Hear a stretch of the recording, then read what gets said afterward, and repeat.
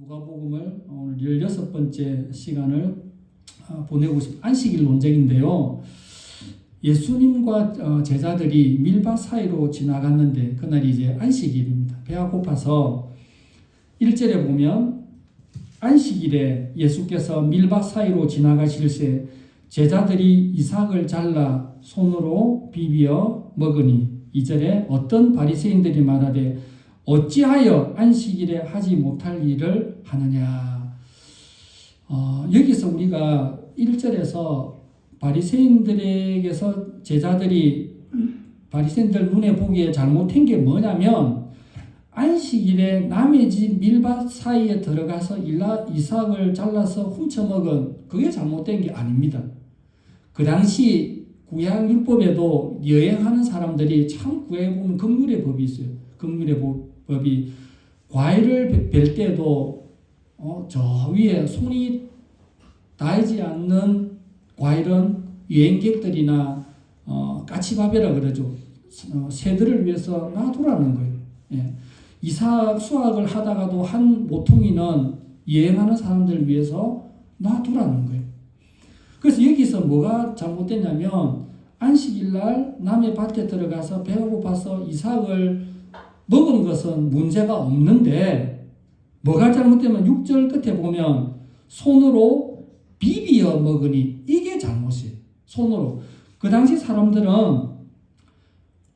안식일날 유대인들이 특별히 안식일을 기억하여 거룩히 지키라는 구약의 십계명이 있지 않습니까? 그런데 그러면 어떻게 안식일을 어떻게 지켜야 거룩히 지키는 건가? 이게 애매하잖아요. 이게 안식일을 기억하여 거룩히 지키라 했는데 어떻게 지키는 것이 맞나? 그래서 시간이 흘러 오면서 유대인들이 그러면 요렇게 하라. 요거는 하면 안 된다라는 세부 규정을 39개를 만들었어요. 39개를. 그러니까 그 중에 하나가 안식일에 일을 하면 안 되는데 손으로 비비는 거 39 지금 다 있는데 몇 가지만 읽어볼게요. 씨 뿌리지 말 것, 밥 갈지 말 것, 곡식단을 묶지 말 것, 곡식을 거두지 말 것, 곡식을 타작하지 말 것, 곡식을 까불지 말 것, 여기 해당되겠죠. 곡식을 갈아 가루로 만들지 말 것, 곡식을 찌지 말 것, 채질하지 말 것, 반죽하지 말 것, 굽지 말 것, 털 깎지 말 것, 빨래하지 말 것, 때리지 말 것, 염색하지 말 것, 살찌지 말 것, 실 짜지 말 것, 잘못했습니다. 실 짜지 말 것, 밧줄 끌지 말 것, 두 끈을 만지지 말 것, 두 실을 짜지 말 것, 두 실을 가르지 말 것, 매듭을 짓지 말 것, 매듭을 풀지 말 것, 바늘로 2번 깁지 말 것, 두 뜸을 깁기 위해 찢지 말 것, 사슴을 잡지 말 것, 죽이지 말 것, 껍질을 벗기지 말 것, 소금 치지 말 것, 가죽을 만들지 말 것, 머리털을 밀지 말 것, 그것을 깎지 말 것, 두 글자를 쓰지 말 것. 한 자는 써도 되는데 두 자는 쓰면 안 된다는 겁니다. 두 글자를 쓰기 위해 지우지 말 것, 집 짓지 말 것, 헐지 말 것, 망치로 납작하게 때리지 말 것, 불을 끄지 말 것, 불을 켜지 말 것, 한 집에서 다른 집으로 물건을 옮기지 말 것. 이렇게 바리새인들이 시간이 지나면서 이렇게 세부 규정을 만들어 놨던 거예요. 그래서 여행가들이 길을 가다가 배가 고프면은 과일이나 곡식을 먹을 수는 있는데 이 비벼서 까기 위해서 이게 이제 안 맞다는 거죠. 이게 일이니까. 바리새인들이 딱 보고 어쩌든지 예수님을 책잡기 위해서 늘 염탐을 하고 있었기 때문에 하나 걸려들었다. 이걸로 한번 걸고 넘어져 봐야 되겠다 하면서 아니 안식일에 하지 말아야 될 거 있는데 그냥 생걸로 먹지 왜 비벼서 이렇게 했냐. 이게 지금 걸렸다는 거예요. 왜 비벼서 그렇게 했냐. 이때 예수님께서 다윗에게 일어났던 그 구약의 사건들을 소개를 해줍니다. 3절 4절에 보면 예수께서 대답하여 이르시되 다윗이 자기 및 자기와 함께한 자들이 시장할 때에 한 일을 읽지 못하였느냐. 그가 하나님의 전에 들어가서 다만 제사장 외에는 먹어서는 안 되는 진설병을 먹고 함께한 자들에게도 주지 아니하였느냐.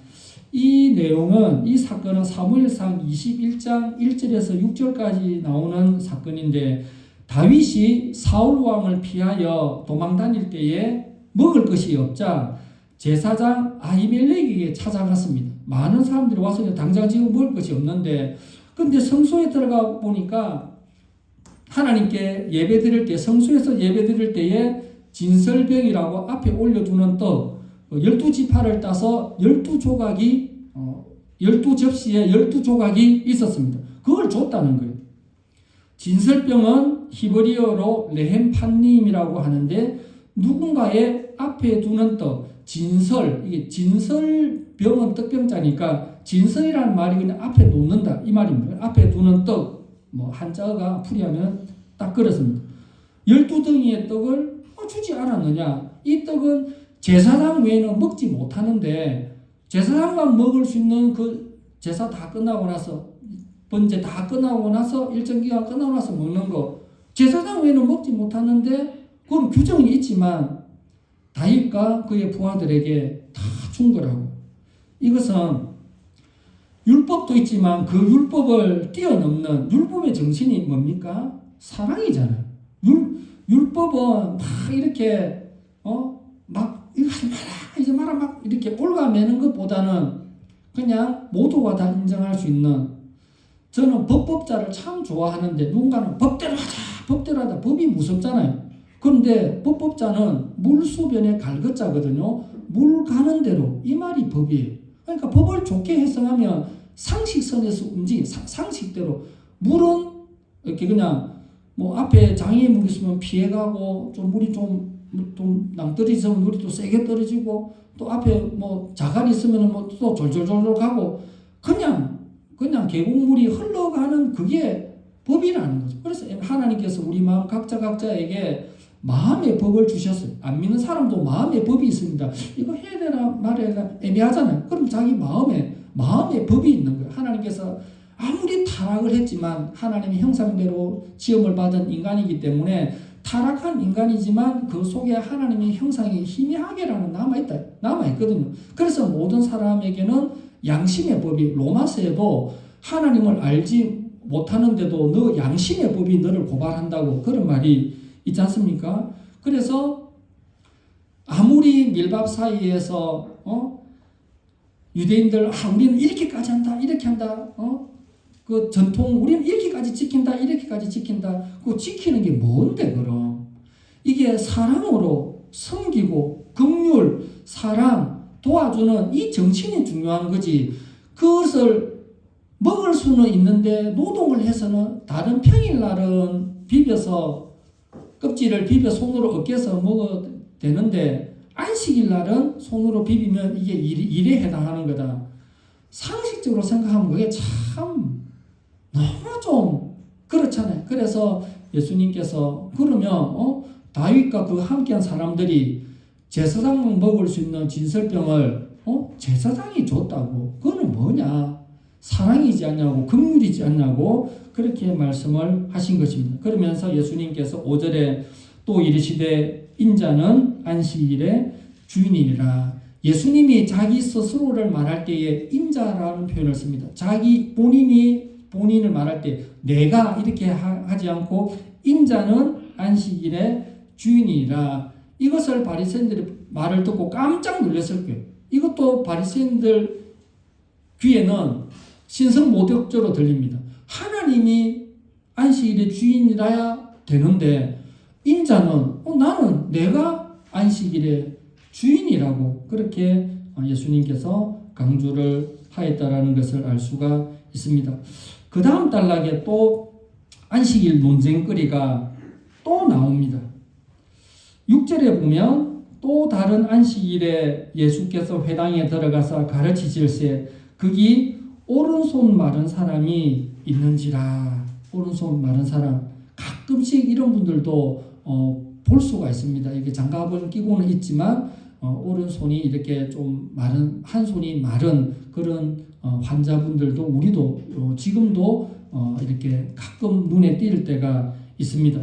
서기관과 바리새인들이 어쨌든지 예수님을 책잡으려고 하는 사람이 오늘은 안식일이니까 의로 행위를 해서는 안 되는데 어떻게 하는가 보자라고 딱 감시를 하고 있는 거예요. 예수님께서 그거 다 알고 있죠. 8절에 예수께서 그들의 생각을 아시고 손마른 사람에게 이르시되 일어나 한가운데에 서라 하시니 그가 일어나 안건을 의도적으로 예수님께서 의로 행위를 하셨다라는 것을 알 수가 있습니다. 그리고 말씀을 합니다.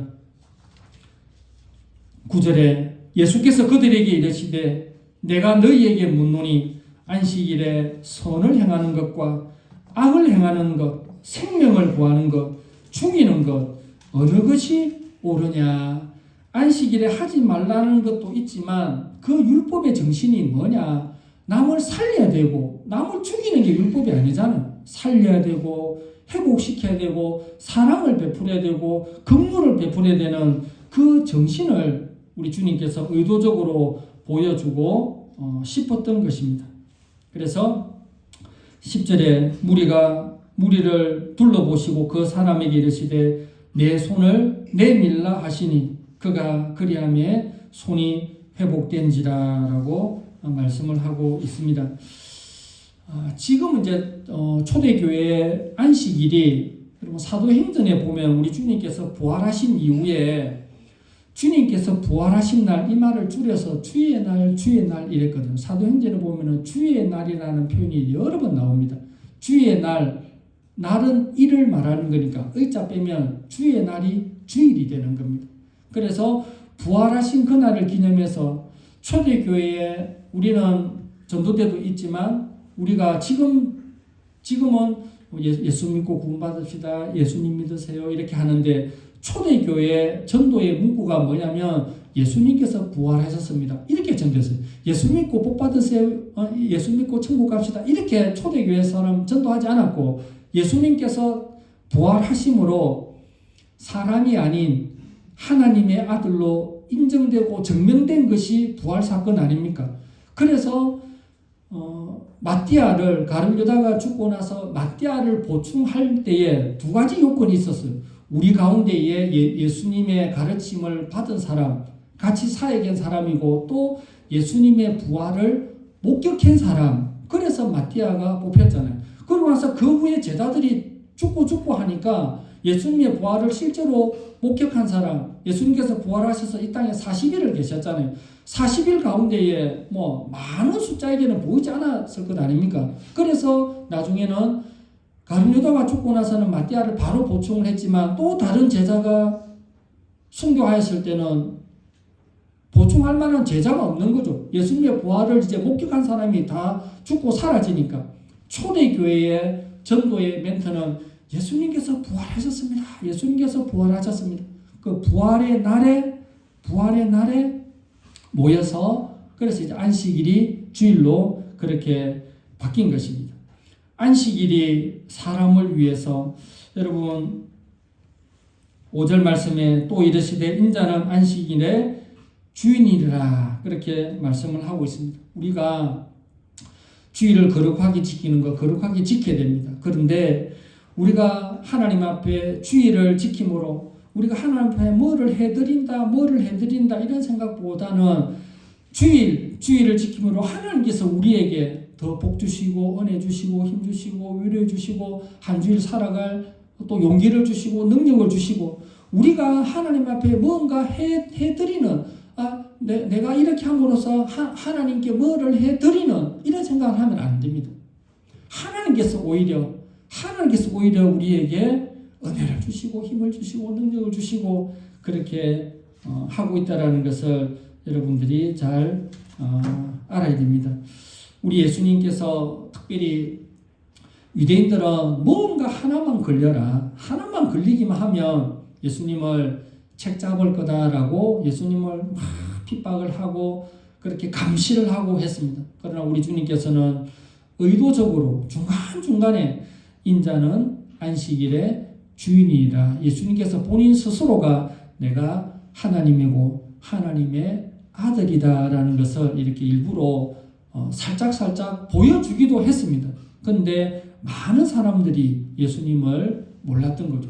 자기 땅에 오매 자기 백성이 영접하지 아니하였다라고. 영접하는 자 곧 그 이름을 믿는 자에게는 하나님의 자녀가 되는 권세를 주신다고 요한복음 1장 12절에 말씀하신 것처럼 감사하게 우리는 하나님을 믿고 예수님을 나의 구주로 인정하고 있는 이 놀라운 은혜가 얼마나 크고 감사한지. 그래서 우리 주님께서 그런 귀한 사역의 발자취를 쫓아가면서 우리도 하나님 앞에 어떤 형태로든 주어진 삶 가운데에 주님의 영광을 선포하고, 많은 사람들이 예수님을 따라갔지만 생명의 말씀을 쫓아갔던 사람들은 끝까지 따라갔지만 생명의 말씀이 아닌 예수님의 이적을 쫓아간다든지 먹을 것을 준다든지 다른 것 예수님이 핍박받는 그때에 많은 사람들이 발걸음을 돌려서 떠나가 버렸습니다. 그때 예수님께서 너희도 가렸느냐? 생명의 말씀이 여기 있는데 내가 어디로 가리까 말씀하였던 것처럼 예수님을 믿는 그 믿음이 생명이고 그 말씀을 붙들고 예수님의 능력을 붙들고, 비록 내 삶이 고단하고 힘들더라도 우리 주님은 나를 사랑하시는 그 사랑에 얽매여서 그 사랑에 붙들림 받은 삶을 살아가면서 주님 앞에 서는 그날까지 사랑의 빚진 자로서 내가 받은 사랑을 하나님께 돌려드리고 이웃에게 갚는 그러한 삶을 살아가시기를 주님 이름으로 축원합니다. 기도하겠습니다.